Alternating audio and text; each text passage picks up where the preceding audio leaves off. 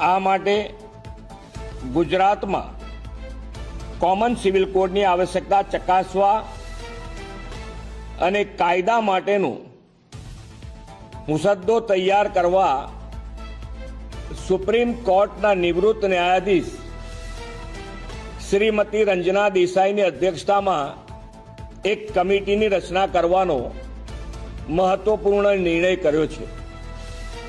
5 સભ્યોની આ સમિતિમાં અન્ય સભ્ય તરીકે નિવૃત્ત વરિષ્ઠ આઈએએસ અધિકારી Shri CL Meena, advocate Shri RC Kodekar, ભૂતપૂર્વ વાઇસ ચાન્સેલર શ્રી દક્ષેશ ઠાકર અને સામાજિક કાર્યકર સુશ્રી ગીતાબેન શ્રોફનો સમાવેશ કરવામાં આવ્યો છે।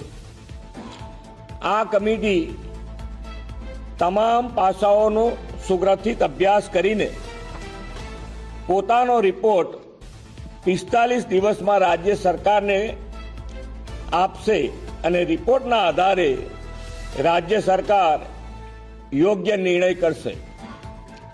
Thank you. આવા જ ગુજરાતના અપડેટ્સ જાણવા માટે ફોલો કરો ગુજમાં।